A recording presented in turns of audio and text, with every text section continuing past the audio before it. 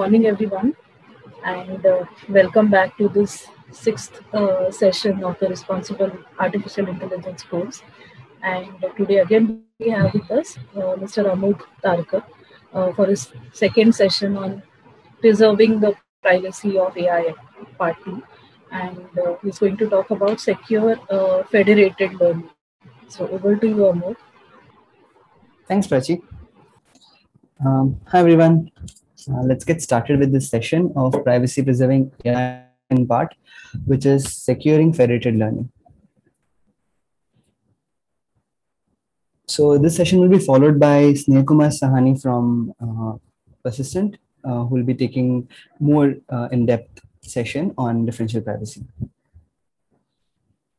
So it's a disclaimer first that these views and thoughts are of my own and they don't directly represent my employer. So here's the agenda for today's session. We'll do a quick recap of federated learning. Let's try to understand why we need secure federated learning. And then let's just explore some techniques in how do we go about securing federated learning. So the last session was about introducing the concept of federated learning and trying to understand its applications. So today, let's just quickly try to see why we thought of federated learning. So we are aware of challenges in aggregating data. So there could be multiple reasons why data cannot be all aggregated in a central server. It could be because of, say, for if you are doing a healthcare model and you really want data which has to represent a large group of people, and if suppose, especially if it's a rare disease, then it's often unlikely that all the data will be accumulated in one hospital. So you need to get data from multiple hospitals, multiple regions all around the world, and that itself is a very difficult challenge. And from the same side, another way of looking at it is that you want realistic data to represent the world, and that is not often present in one location. So you usually have data siloed across multiple, either inside the organization, but in various regions, in various in sub-organizations, or it could be between competitors and so on. Second is when we aggregate so much data, we have to kind of make sure that we are not running afoul of any legal concerns, and we have to also consider the privacy of the data custodian. And also we need to understand that when we put it all together in a central place, that could be like, because it's all put together in one central place, it becomes a very sort of a target where adversaries can really attack and try to get information out. So that could basically be leading to some sort of misuse of data, or we have to also take care of data security. So a solution around that is basically, instead of aggregating all the data and worrying about all these security things, why not keep the data where it originates at its source and still do federated learning? So that's basically the concept of federated learning, which is a decentralized machine learning, which allows you to learn across multiple locations, but you do it in a decentralized way. So without sharing the data directly, you can still train machine learning models by actually using sort of a star network or other topologies which are there, wherein the model actually travels to the client nodes where the data lives, learns there, and then all these updates have to be fused together to obtain your new model. And so in the last session, we actually discussed about this at length, and we tried to understand how exactly federated learning works. So this is one diagram which I'll refer to as we progress in this session today, wherein we have this local model across, like, so there are three, suppose there are three data locations of healthcare models, say.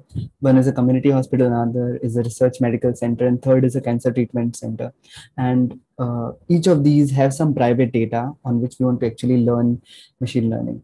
And each of them will receive this federated model, they'll train their own local model and they'll send it back, and so on. But let's try to understand how privacy preserving and what exactly does this shield, what sort of technologies can be actually employed to make this shield. So, so far, I guess it's just a recap of what we had studied last time. We can actually go and try to understand why secure federated learning. So there are like very at a very broad level, there are these two challenges which can come up, right? First thing is that we need to think about uh, like, you know, data is not directly getting like it's not moving from its place. So definitely data is safe, but because we are building models over the sensitive data, we need to be careful about what sort of data can leak from the learned model. So now we are basically abstracting from that data to what exactly can leak by interrogating that learned model.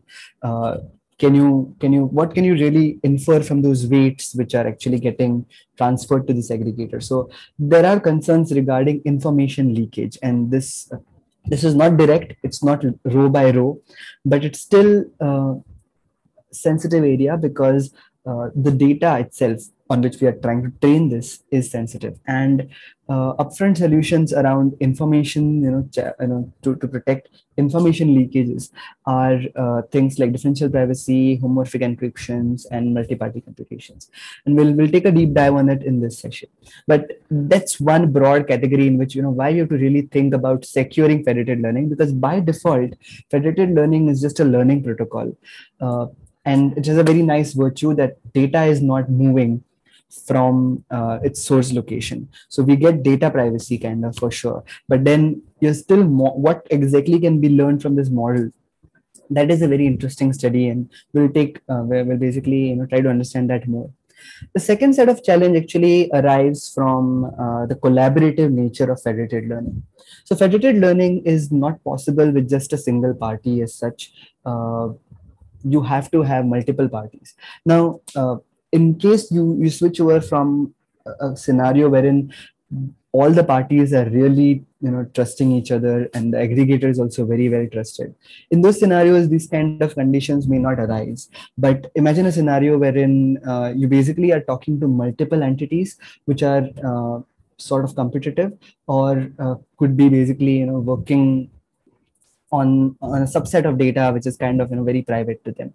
And it's a collaborative environment. Suppose multiple banks are coming together to make some sort of a model, then all of them are very concerned about what is this aggregator going to do with the model updates which are shared. And that raises concerns about the integrity of each collaborative party as well as the aggregator. So by integrity, we mean to say that whatever code which has to run on this particular aggregator of the party, is it running exactly the way it is intended to, or it has been altered to do something else, something malicious. So that basically raises concerns about integrity of, you know, and that comes from trust. And if suppose there are trust concerns in the setup which we are referring, that's where, you know, we have to think of solving such type of trust issues with technologies which are either distributed ledger technologies like blockchain. Blockchain it's kind of pitched to solve trust related issues and establish this collaborative trust. And confidential computing, which is a very interesting new paradigm, which comes from hardware backed kind of trust which comes in because Intel especially has made a special type of hardware which can give you guarantees that the code has not been altered, and it runs exactly like the way you coded. So we'll take a deep dive at confidential computing as well as we go ahead in this session.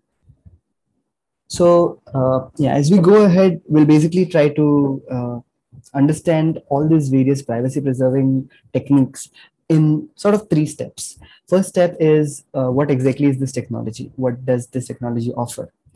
Second is how it applies to machine learning in general. Like, can you do inference on it? Can you do training on it? Where exactly is it from the point of view of building machine learning? The third thing is how exactly is this particular technology applies to federated learning? And so the concept gets slightly different because machine learning is much broader and federated learning is kind of it's a small section of machine learning. So let's try to understand from these 3 broad perspectives: what is the technology, how it applies to machine learning, and then how it applies to federated learning. So here I have John, who has shared his healthcare data with the hospital for vaccine research. And this hospital basically say it actually trails models by keeping the model, like the data safe, but trains the model. And a few months later, what happens is that this model is publicly available, and some hacker decides to kind of see if it can identify any participants who have been, uh, present in this particular data set. And we just slow it down a bit so that we can go a little bit slow. You can still see my presentation, right? I've just exited from the full screen mode. Okay, so yeah, let's just see the session, see the same animation in a slow way. So first thing is that John has shared healthcare data with the hospital for vaccine research. Now this hospital basically has secured this data, and so the data is going to remain at the same hospital, but the model is trained for vaccine research over this data. So the data doesn't move, but model is trained on it, say by federated learning or some other technique. And this model basically is available publicly for healthcare researchers to actually use this model and find out if, for their vaccine research, they can actually use this model. So that's the current traditional way of trying to build models and then give this model away as a service. So this is completely fine, and it's quite common as well. But this is something which is new, wherein if suppose there's an attacker which basically, in this case, we can assume that the attacker gets some side information about the patients, and using that side information, the purpose of this attacker is to find out if from whatever data he has, how many of those data points are actually present in the model which was trained.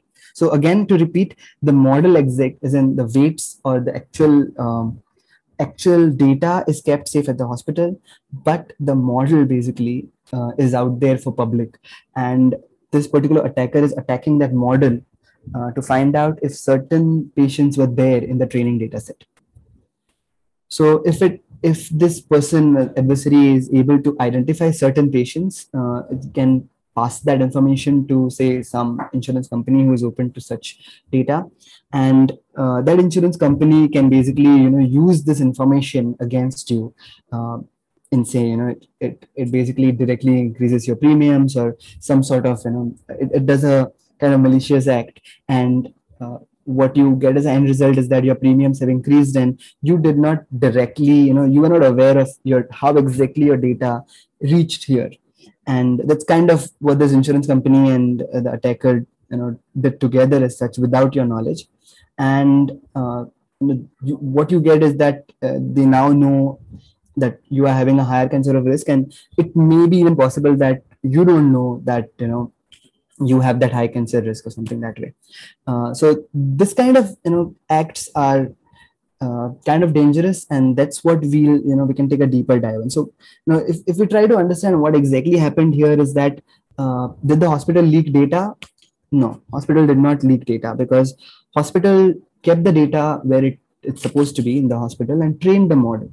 And the model which was there, in case it was overfit, then it basically, what the model can do is that it can give you, like, you might have also noticed it when we train models, that whatever is in the training data gives us a higher confidence score in the output than the others, or other data points which are not there in the model. And what that happens is that you get a big divide between what is there inside the training data and what is not inside the training data, and those kind of differences is what an exploit or a attacker can able to find out and use that against you to leak information such as this attack is called a membership inference attack.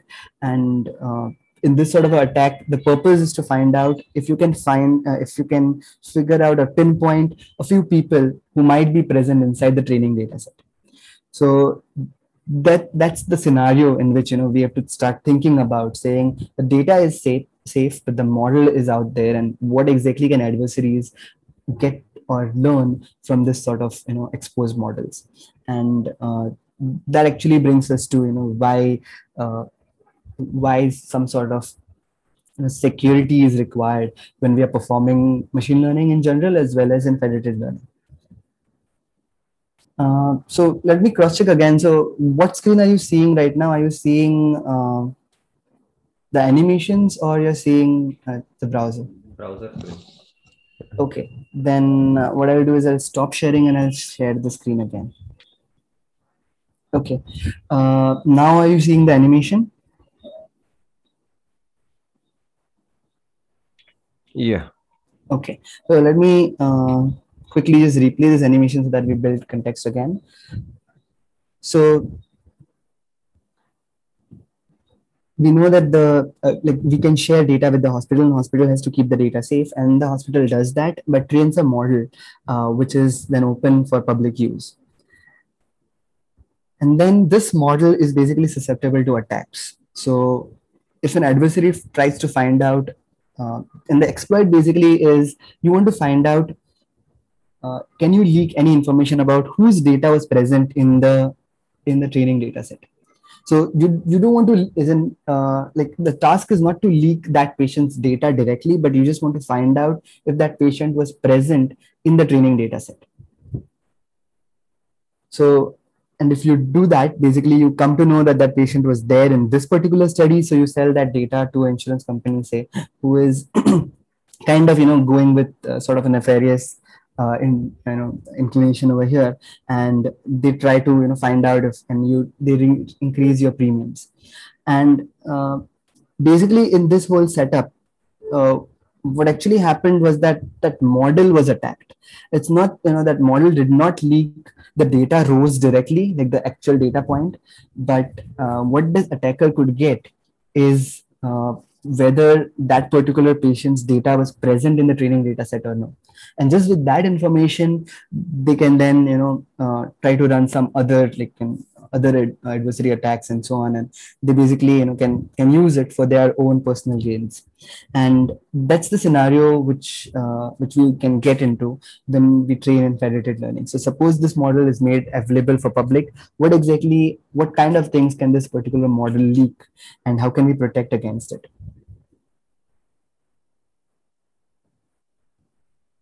So any questions on this scenario which we kind of observed?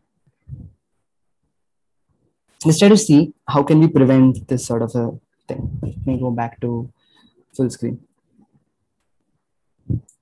So yeah, so from a visual point of view, this is what sort of happened in their membership inference attack.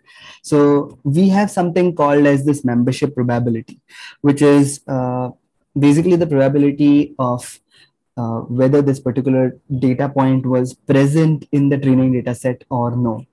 And this is something which we observe usually in very overfit kind of models, wherein we can clearly see the training data versus the population data. And you can see this clear divide between the dark regions and the light regions.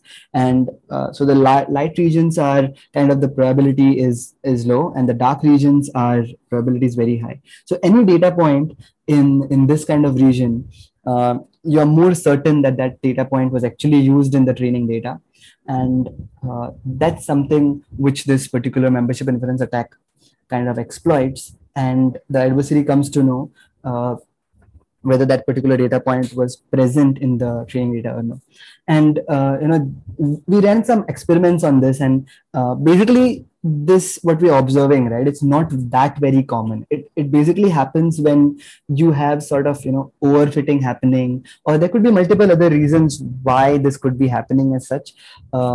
It could be sometimes that your training data is actually a very like it's not that diverse. It is very closely related. It's kind of from a pure machine learning point of view, if we try to take a deep dive on why this sort of a divide happens, and that basically can be attributed to the type of data you're really running.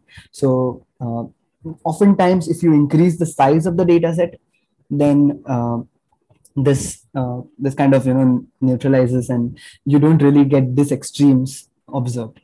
And we observed that as well. Like, unless you really overfit the models, this is not that very common.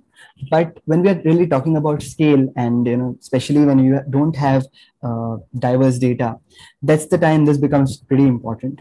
And yeah, so Dr. Sham, as you pointed out, yes, these kinds of attacks happen in the real world. In fact, this basically attack was shown by researchers from, I think, University of Pennsylvania, wherein they have actually shown that these attacks actually happen and you can leak information about the training data. You can actually try to understand more from this blog post by Nicholas Papernaut, which is about privacy and machine learning being unexpected allies. So they have even went ahead and built tools such as Privacy Meter to kind of take a deep dive in doing membership inference attacks. So in the research community, these attacks are kind of very prolific, and outside the research community also there have been multiple cases wherein such attacks have actually happened. Utkarsh, to your question of homomorphic encryption, when we come to homomorphic encryption, I'll explain this. It's possible, but we'll have to just understand the nuances of how exactly do we apply encryption to see if membership inference attack was possible or not. So before that, let's try to understand the first technology over here, which is differential privacy. So can differential privacy help in reducing such attacks? And the answer is yes, it can. But we need to understand what is differential privacy. And the high level understanding is that the probability of trying to find an answer should not change in case a particular patient or a particular data point is actually removed from the data set. So essentially what you're saying is that the final answer, the probability of getting that answer should remain same whether your data was used or not used in the same data set, so or in the same training set. And that basically is that's the crux of differential privacy as such, and you achieve that by applying noise to the overall system. Let's just take another example to further get this thing. So in this slide, we can see there is this picture of Mona Lisa. And I've picked the slides from Nicholas Papernaut's very recent talk on 3 flavors of private machine learning. And this particular slide as first, I think, appeared in Ulfar Erlingson's presentation. So credit goes to them for making this visually very easy to understand. So first thing is that we see this Mona Lisa picture, and each of these data points which are making up this picture is actually either a dot or a M. Right? So dot and M could be individual data points which are all put together to get your bigger picture of Mona Lisa. Okay, so that's how we can look at training as a part of this. Each data point is contributing something, and the overall is the pattern which is observed, and this pattern is what we are always interested in.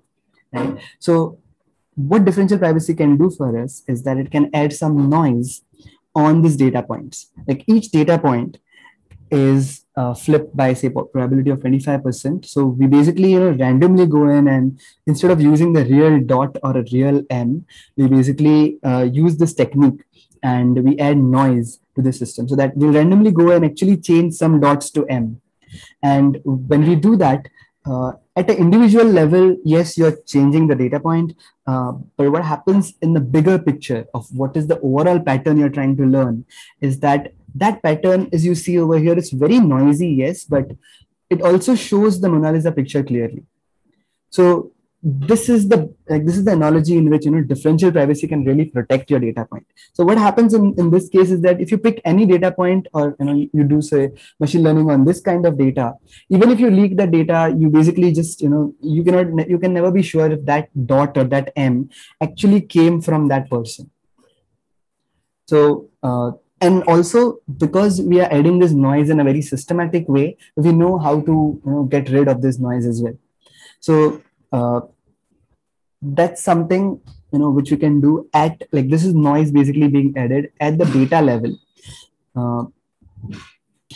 So let's just take another example in a similar way to try to understand how exactly is differential privacy can be added to a specific data point. So suppose you want to ask some sort of a very sensitive question to a person, say the analogy which we had used of dot and M. Let's try to put a question on that. Say we want to basically understand from we are trying to run a survey across our own company, and we want to know how many people are actually dissatisfied with the company and want to quit. So naturally, nobody will be really, very eager to give their real answer in the first go. But if in case you can, tell them to flip a coin, the first time the coin gets flipped, if it comes heads, you tell the real answer, and if it comes tails, you just have to flip the coin again and just tell what the coin says and not your real answer. So you just flip the coin and it comes as heads, you tell your real answer that yes, you would like to quit the company or you don't want to quit the company. And if it comes tails, you just flip it again and just tell, if it is heads you say no, if it is tails you say yes. And this is one systematic way in which, by flipping these coins at the point wherein the data is in fact getting collected itself, you can add differential privacy. And if you do any further trainings on it, or any further action on it, you're kind of sort of plausible deniability always is with you, that you can deny saying no, I said that answer because the coin came to be tails. So this is something which are providing at a user level some sort of privacy, but at the same time, when the data is the noise which is there, this is getting uniformly added across all the data points, and you can remove that noise because you know how much exactly, you can calculate the probability, and kind of from the bigger picture you can remove that noise, and you'll get an approximate statistic of what your real answer is. So that's basically differential privacy, which actually adds noise in the algorithm in between. Then basically you can add noise to the training data, as we saw Mona Lisa example. But recent examples also use differential privacy, not on the training data, but on the actual weight updates which happen during training of machine learning. And Facebook's Opacus library is something which does exactly that. The same kind of implementation also in these can be done with TensorFlow privacy as well. So that basically is called differential private stochastic gradient descent, and there is a nice animation which basically shows that. Let me. So here it is basically this is differential privacy being applied at the time of training. So let's just see this GIF; it makes it very clear. So the normal standard step forward in a neural network is it happens like normal, and after that is basically this backward propagation step. So in that case, we compute the losses and we are trying to update the parameters directly. But in case you want to apply differential privacy, we can actually not update the parameters directly, but instead just clip them all together and then aggregate all of them, add some noise, and then update it. So what basically this allows us to do is that we are essentially adding, we are basically saying that each of these, in case, if our neural network is such that it's trying to even, like, the weights are trying to really remember what was the real input. This technique of Opacus kind of, helps mitigate that sort of memorization of the data points in the neural network itself. So when you're clipping it and you're adding that noise, you're making sure that you're not letting this particular model memorize the data, and that can have really good benefits. So it has benefits for like better generalizability of this particular model, as well as you get this privacy guarantees that however much this particular model is out there and somebody really tries to attack it for doing, say, membership inference attack or some sort of model inversion attack, they will not be really able to get hold of the data point. But and this particular model, so on one side you are actually helping generalize the model, on the other side you are essentially mitigating such type of attacks. So differential privacy can help us get all of this. But yeah, as Dr. Sham also mentioned in the chat just now, yes, the noise comes with a negative, which is it has a direct impact on privacy, on the accuracy of the model or the performance of the model. So coming back to my slides, you basically have like this noise is sort of controlled by a value called epsilon, and this epsilon can go from 0 to infinity. With the smaller the number of epsilon, you get better and better privacy. The higher the value of epsilon, you basically are going more closer towards not adding noise at all, and that gives you the perfect utility. So it's like a very difficult balance between perfect privacy and perfect utility, and you want to be somewhere in between here. And I'm really glad that Sneh Kumar Sahni from Persistent has been researching on differential privacy, and he has some very novel ideas on how can we really arrive at this epsilon and get that trade-off. So I'll let him explain that in more detail in the next session, and we can progress further towards how differential privacy can be actually applied in federated learning. So in federated learning as such, so we saw that, you can apply differential privacy at the private data level, which basically makes it very noisy. And when you're trying to learn, that's something, you're kind of more skeptical in case the data is not even moving from that location and you're still applying differential privacy. You may not want to apply differential privacy on the private data, but you can do it in case you want to. You have large amount of data that way, and you can kind of still do it. Second level is you try to train the machine learning model with differential privacy.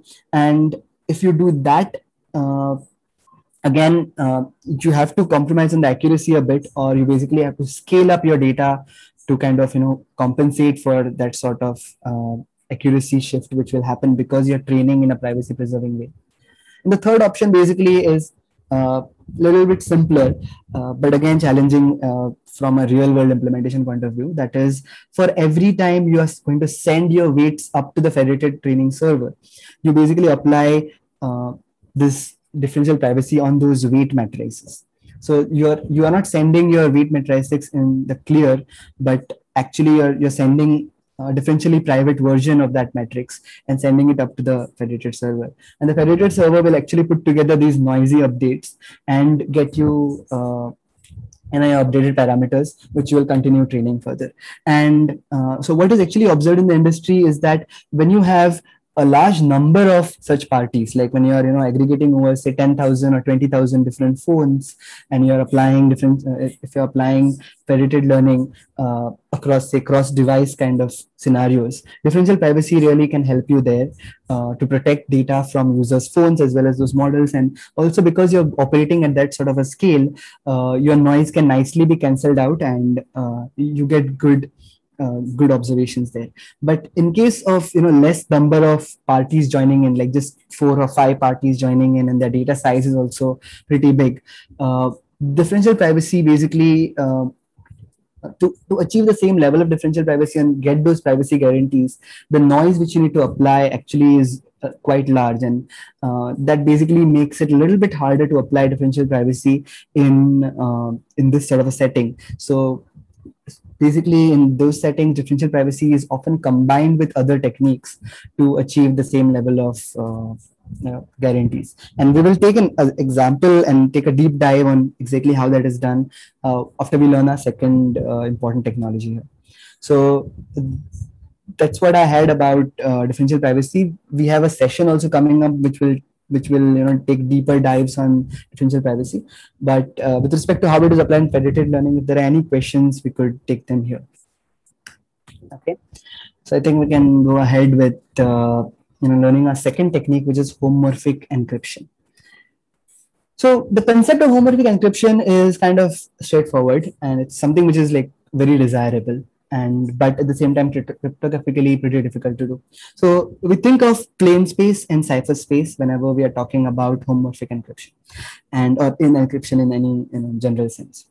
So plain space is something where these numbers are directly available to anybody to see. But just for example, let's try to understand that. Suppose we have some servers which are living in this plain space environment, and they don't know how to exactly do addition.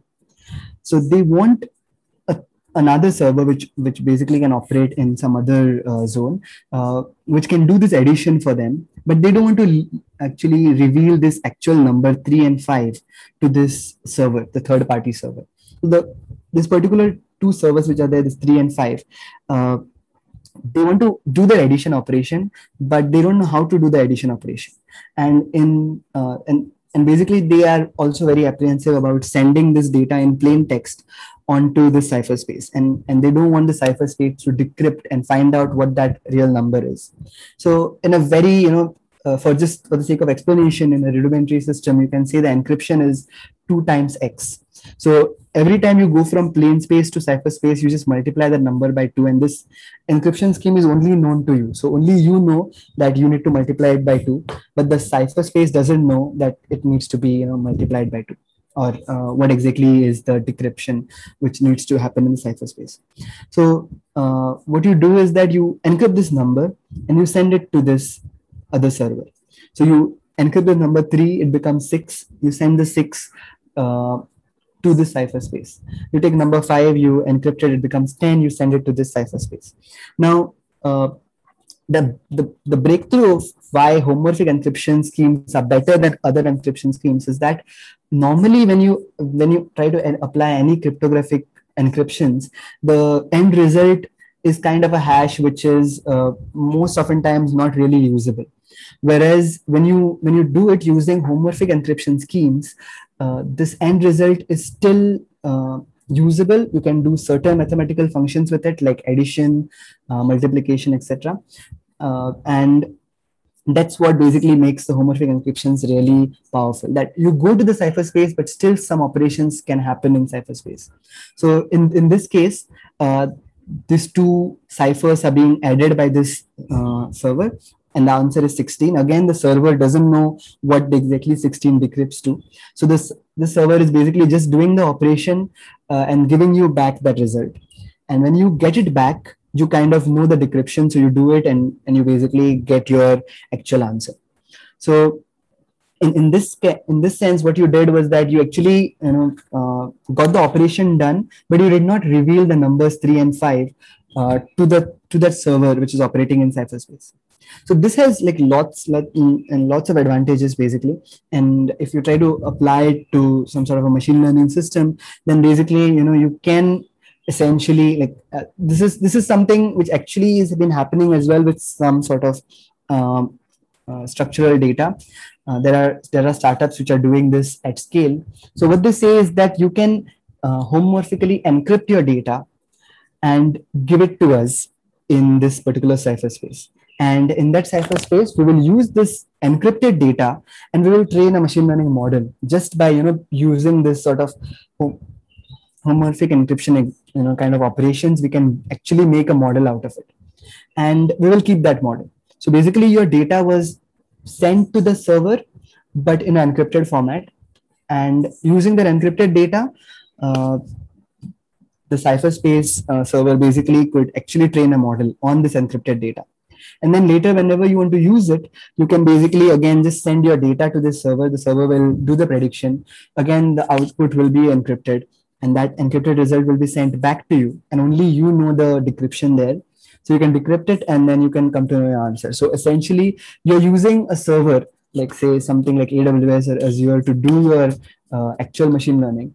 But that server learns nothing about your data. And that's kind of a golden scenario wherein that's very desirable as such. But this basically comes in with multiple challenges and so on. But just as a concept, homomorphic encryption basically allows you to do operations in cypherspace. And based on what sort of operations can happen, there are multiple types of encryption schemes. There are some partial encryption schemes. There are fully homomorphic encryption schemes. So what is the difference between partial and fully is basically the type of operations it actually supports. So a partial homomorphic encryption scheme is Palier scheme, which was introduced way back, I think around 1999. And Palier scheme basically allows you to do just addition. And fully homomorphic encryption is like the recent scheme, I think. Gantry in around 2009 formally introduced various techniques of doing fully homomorphic encryption. And one of the very popular schemes for doing homomorphic encryption is CKKS, which actually allows you to do addition as well as multiplication and so on. So using these kind of techniques, you can do operations in the cypherspace, and people have been trying it out in various ways.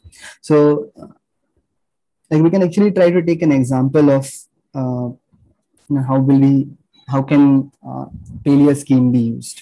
So I'll kind of just I'll not explain the full mathematics here, but essentially this is the scheme. This is the way you can actually get hold of your private and public keys.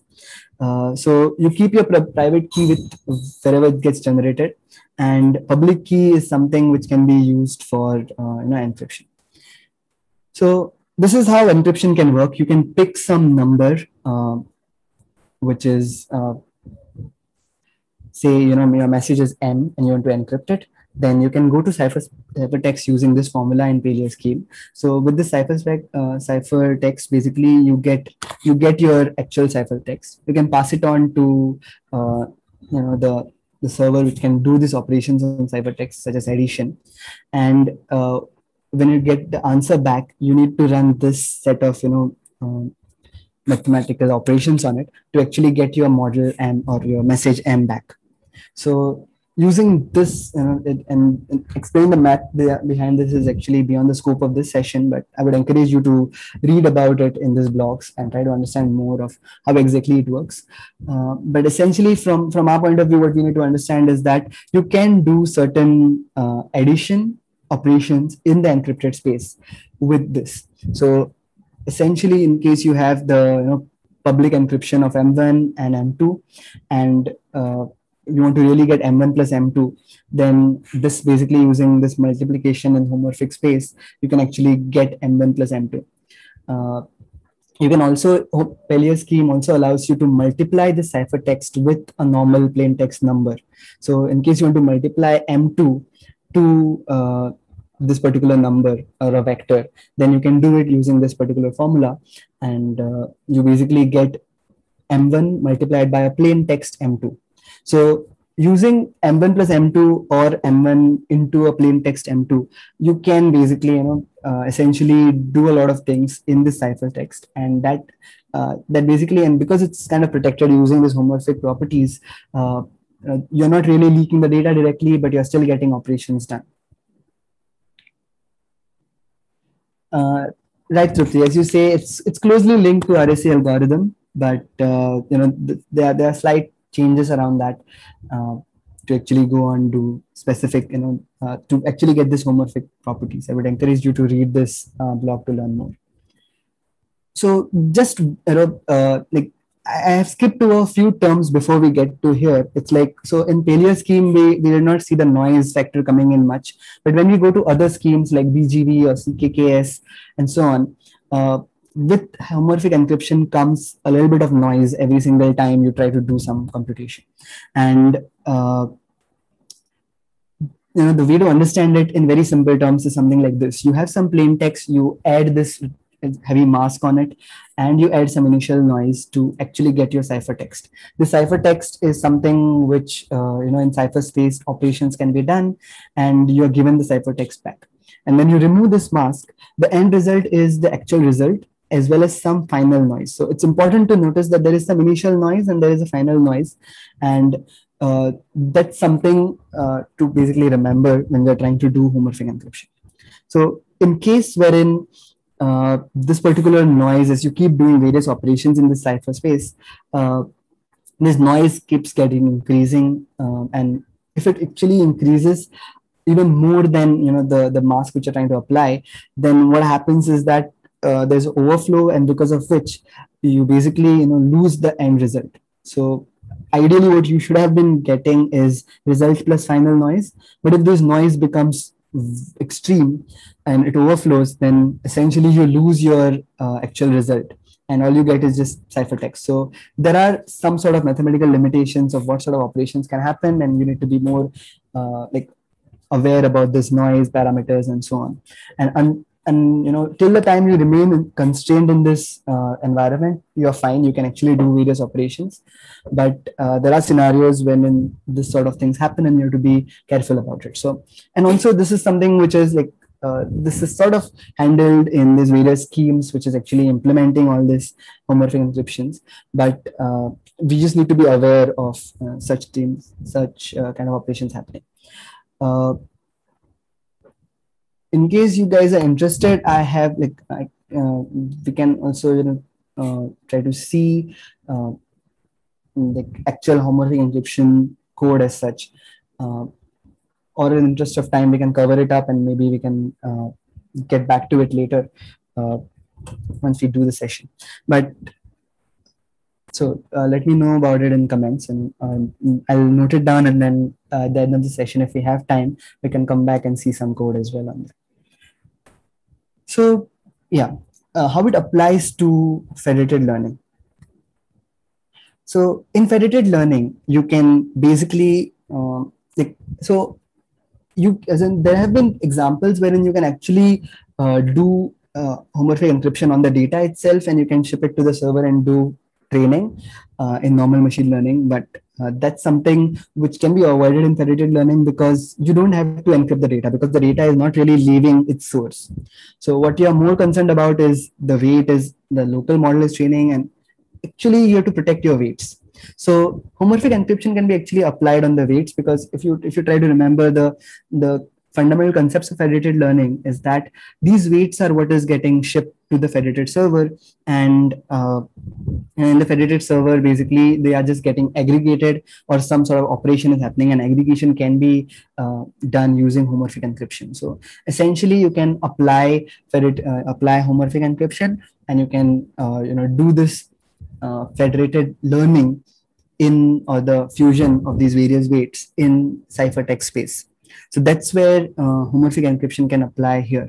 Now, to actually understand this more, I have a paper which is published by IBM.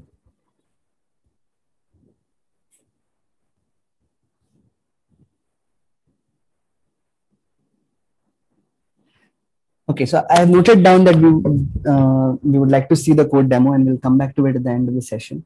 So can you guys confirm you can see my screen, which is showing a paper?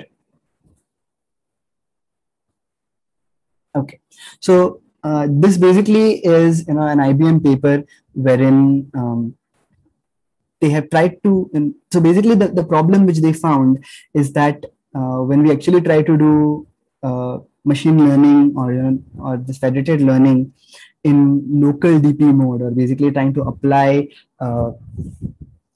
differential privacy to the weights directly, what they observed was that to achieve the same level of privacy guarantees, they have to apply a lot of noise. And when they apply a lot of noise, what they end up getting is that they can end up getting it's very difficult to train good models with that sort of a scenario. So we can observe over here that in the case wherein there was local differential privacy, this is the red line, and you can see the accuracy is kind of struggling a lot because you have added a lot of noise.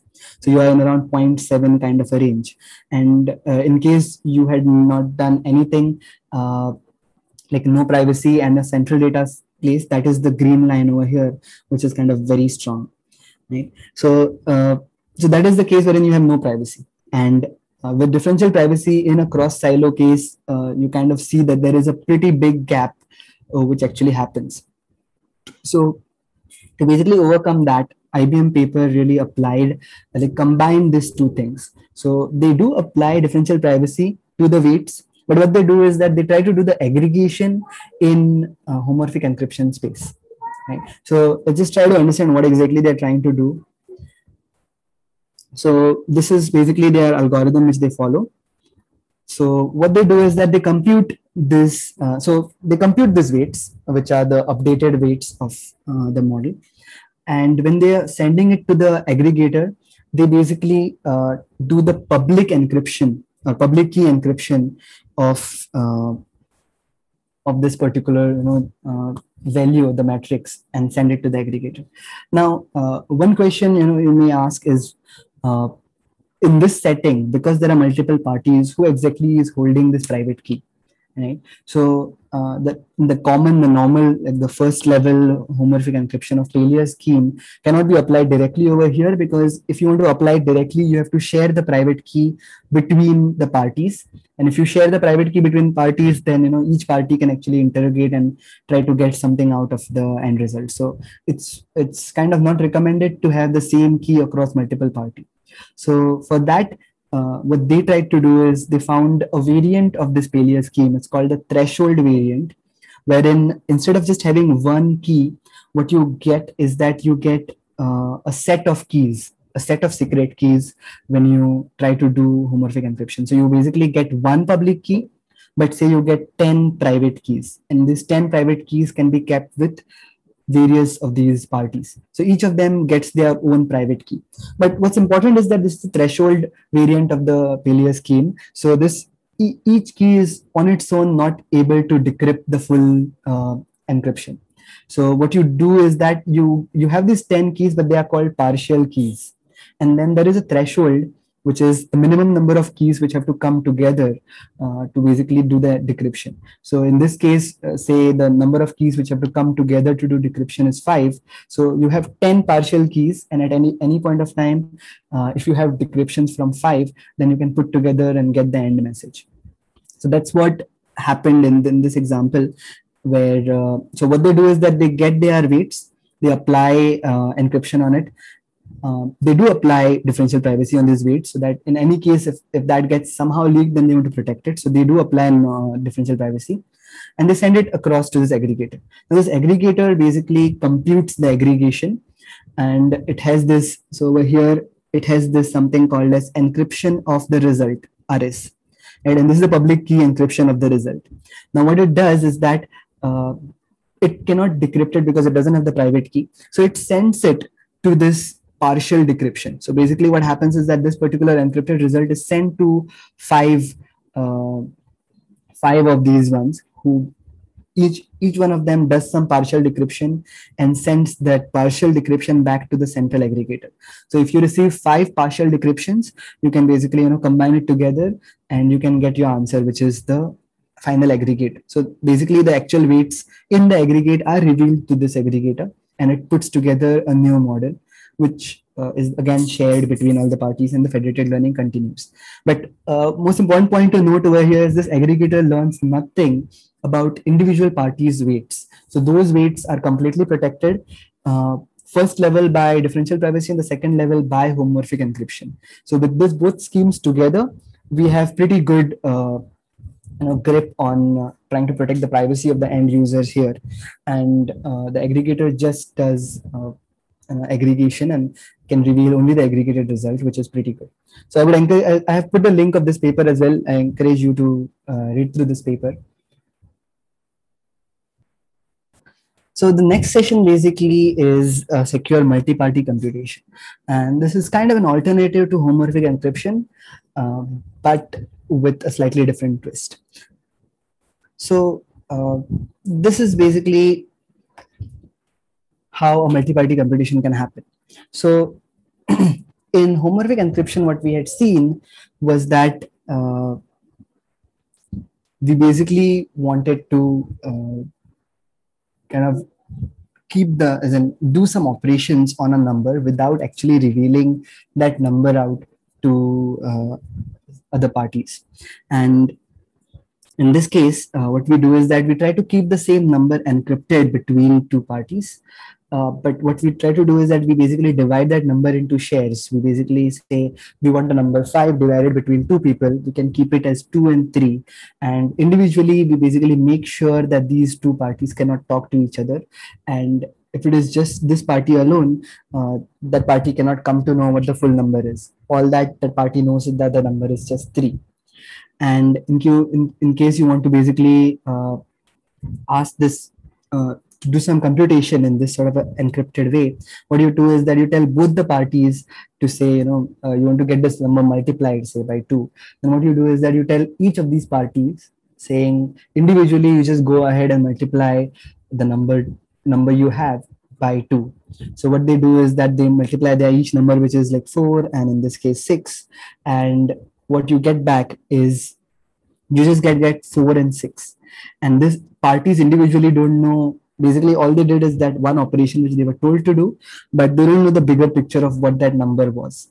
And only you know that the number was 5 before, and now the number, when you add both these things, you know that the number is 10. So you got your computation done, but individually these parties learned nothing about the final number. And that's basically the way, multi-party computation can work. So instead of using cryptography and try to go into cipher space, what you try to do is that you try to split the numbers which you have into shares, and you want to send these shares to individual parties, and then tell them to do certain operations on these shares. And the same thing can be extrapolated to try to do machine learning in the same way. So and this basically this diagram combines a lot of concepts together, but what you can imagine is that if you just have the data and you have these two parties, you can actually split the data between the two parties, and that's one way in which you can keep the data shared between two parties, but for individual party it becomes completely encrypted.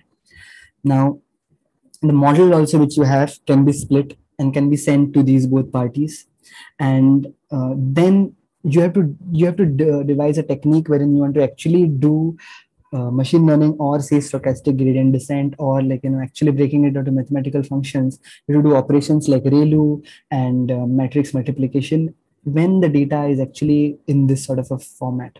So that requires a lot of protocol level changes and so on to basically achieve that. But this is a clever way out. And one of the main reasons why this is gaining popularity is because it increases the number of network calls which need to go between multiple parties doing the same computation, but it is not that very cryptographically heavy as such. That in homomorphic encryption, the amount of cryptography you need to apply, it is to become a very heavy computational load. Whereas in this case, what we do is that we split it between parties, so the network calls increase, but still it's a scheme which people like because it's comparatively simple to divide data into shares and actually execute machine learning in that sort of a way. And early implementations of this has been actually put out even by Azure, and so Microsoft is very big on multi-party computation. And so the first thing which they have come up with is basically they have come up with a compiler level solution, which you can just simply send your model to them, and they basically distribute it between a couple of servers. And what happens there is that they basically offer you encrypted model as a service. So what happens is that your model basically gets split and it's actually put out on different machines, and they have a specific way in which your data also has to be split and sent to all those various machines. And you can actually get the partial prediction from each of those servers. You give all those partial predictions back, and when you put it together, you get your encrypted result. So that's a very clever way in which secure multi-party computation actually can be used for proper machine learning inference or training. I think it's secure inference. That's what the service was called in Azure terms. So we are not taking a deeper dive at how exactly SMPC goes on, but you're free to read more about it on OpenMind as well as on Microsoft EasyPC. And so they have some open source libraries as well. They have invented Crypt TF-Flow, so Crypt-Flow, Secure, and then various protocols, which actually allowed you to do machine learning in that case.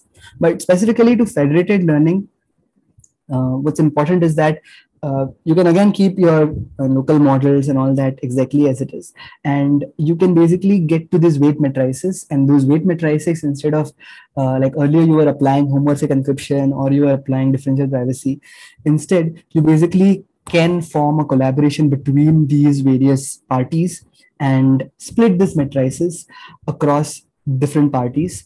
And then there could be a central protocol controller which actually can get this operation done without each party knowing what the other party's weights were. So in that case, you can actually do aggregation in a very secure way, and that's one way in which federated learning can use secure multi-party computation. But again, this is something which is researched. It's not something very common, but it can happen. And OpenMind and with the PyTorch implementations are really trying to get this. And it's very interesting to kind of go through and read how exactly they kind of build this. So they had to go reinvent very specific things like activation functions, which work in a multi-party settings, but that's applied for machine learning and such. But just for matrix multiplication, as we are seeing here, all they kind of need to do is that they need to get these weight matrices to fixed precision, so that they can split it very nicely between multiple parties and try to do the computation together with all these three parties. So it's kind of interesting to do it that way. And as compared to homomorphic encryption, this is a sort of alternative which can serve the same purpose. And I encourage you to read more about Microsoft EZPC, this particular GitHub repo. It's open sourced, wherein they are working with compiler level work, as well as they are working on various other protocols to actually do machine learning using multi-party computation. Crypten is another library which Facebook has come up to do multi-party computations, and OpenMind also has a nice blog post on that. In interest of time, let's just go over to this final technique, which is confidential computing, and once that is done, we can maybe take questions. So so far what we have seen is that we were trying to use cryptography, we were trying to use basically use all these encryption techniques to kind of make sure that the data is kept private. But there's another scenario wherein the trust factor comes in, and the trust factor basically is talking about integrity of the code, or actually doing a code execution in the desired way, and making sure that whatever code you wrote, exactly the same way it was implemented, and that gives you lots of trust guarantees, as we saw. So just to build context, what usually happens in normal machine learning as well is that if suppose you're using a remote server to do any sort of computation, in that server your application is running, but whatever your data is, it's visible to the operating system and the hypervisor and the actual hardware where this particular operations are going on. So if suppose there are system level attacks which happen on this kind of systems, you are at risk to kind of the data which is there, which is actually getting operated upon, is even if it is encrypted and sent to this particular operation, when actually doing this operation, it is kind of decrypted. It's in that form present at this kind of hardware levels. So what Intel actually worked with is that they developed something called as secure enclaves, which are actually regions in their chip which are completely isolated, and they basically allow you to, they basically do this direct connection between your app, and they allow you to they give you a secure memory space inside the processor itself to do your computation. And with that secure enclave, your compute basically is kind of is safe, and it's not really visible easily to this other actors on the same machine. And with that, what happens is that and the other thing which Intel does is that they have attestation service, which basically every time you run a particular code in that enclave, they generate an attestation kind of an execution certificate, which can guarantee that the execution worked exactly like the way you coded. So with that, basically you get a very powerful tool for doing very secure kind of operations inside this secure enclaves. And to actually expand it further, what they have also done is that they have introduced protocols which say that this is a hardware area in the in the processor itself, right? And what they have actually devised is that they have some encryption schemes. These are usually symmetric or asymmetric encryption schemes, wherein the data owner can just send that data inside the enclave in an encrypted format. So your data as such is sent encrypted, so none of these network or the operating system, nobody sees that data, but it straight away appears inside the secure enclave, where you can keep that private key and decrypt it. On the other side, your code basically can also be in the same way completely encrypted, can come inside. Or say if you have a machine learning model, then that machine learning model can stay encrypted when it is outside this enclave, but when it goes inside the enclave, it can be decrypted. And inside the enclave, then you can actually do the operation between this code and this data. So common operations are actually of inference, which is like this model is loaded here, this data is brought in, you do the prediction. The predicted result is again can be sent back in an encrypted format to data owner. So there are multiple advantages of using confidential computing or actual hardware-backed secure enclaves to do this execution. And that gives you very good guarantees that your data is kept private, and at the same time, you can actually do operations in this secure way. But it's hardware backed. You need to find that specific types of Intel processors which have uh, that sort of secure enclave, and then you have to also code this whole platform on basically saying your data has to arrive in that encrypted format, and it has to be decrypted only inside secure enclaves and so on. And so Intel has actually worked on like C++ libraries for exposing the programming interfaces for doing it. They call it Intel SGX. And over SGX, then there are like it's C++, but then because C++ is kind of a little bit more tricky for people to widely adopt. There are other players as well who are trying to help with that. There is a project called Graphene, which actually allows you to run a Docker container inside this enclave, or they basically manage how exactly the Docker container runs inside. But again, the Docker container is not running the full version of everything. It has to be kind of thought about. As we see, it's a hardware area, so you need to, so that particular, you have to think about various operating system components which you'll use and all that. So Graphene is a very interesting project which is trying to do that. On a parallel line, R3, which is a blockchain technology leader, is also kind of invested into this, and they have made their own Docker implementation of doing that. And what they have put inside the Docker is a Java runtime kind of operations, and this Java runtimes allows you to, suppose you can do this setup in Java, then you can actually do model inferencing in Java. And so Persistent has been exploring this and working on this, and we recently had written an article about how to do confidential computing in a real world setting. So we have basically built it over this conclave, which is made by R3, and what we put inside that conclave was an H2O model. So that model basically is inside that conclave. So that is what we're really trying to protect. And the data basically from, say, in this particular example, it was about credit card fraud detection.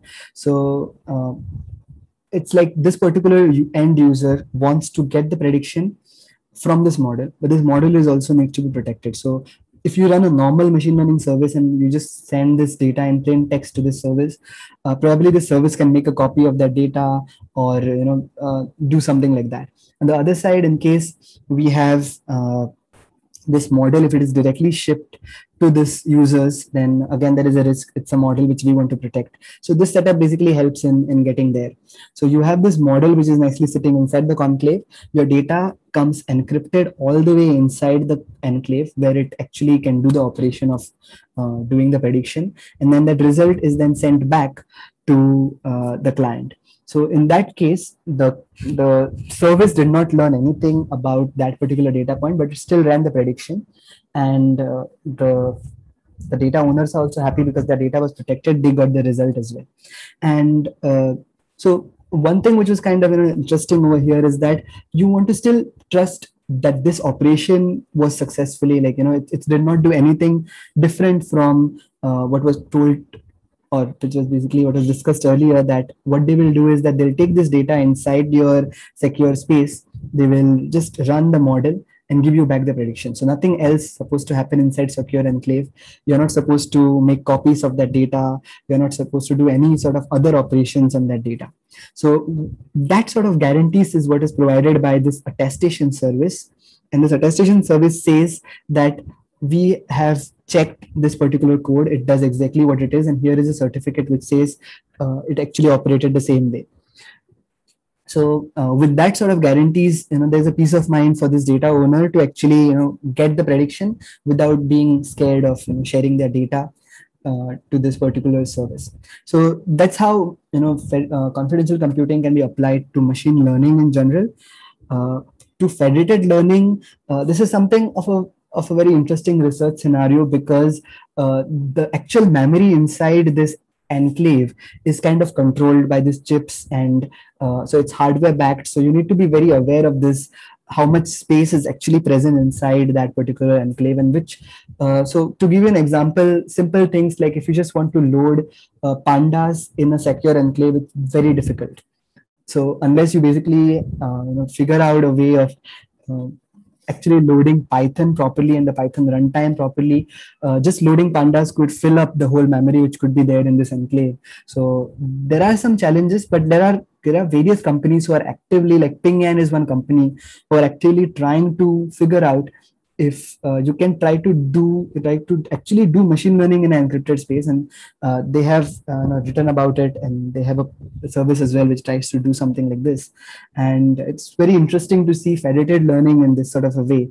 Now, tying it together to our case, so basically this can raise concerns about, suppose we did not trust this aggregator, then whatever operations the aggregator is supposed to do, we can try to do it in a trusted setting. So the weights can be like the way the fraud detection company encrypted and sent it to the enclave straight away. The same way we can probably just take the model updates and send it directly inside that in a trusted execution environment and do the aggregation there. And that could solve one of the trust issues if the aggregator is supposed to do anything else about that weights. That's something which can be prevented by using trusted execution on the aggregation. If you want to actually try to push trusted execution on the local training, that I just now, as I explained, it's a little bit tricky, but you can find workarounds of trying to get there using like technologies like how Pingyan is really exploring, or with graphene and other kind of approaches. But it's a very interesting paradigm of trying to use hardware to kind of back the to get the trust in actually execution. So you can guarantee integrity of executions by using this trusted execution environments. So Intel has been also working with federated learning across multiple universities as a part of the Federated Tumor Segmentation Initiative, and they have open sourced a library called Intel Open Federated Learning, which has some components which do refer to this SGX. Pingyan is another company which is like very heavy on federated learning, using SGX for financial kind of use cases.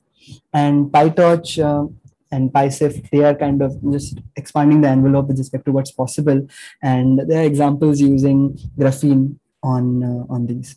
So yeah, that's about it. And I think we have just 5 minutes left, so I can take some questions about this.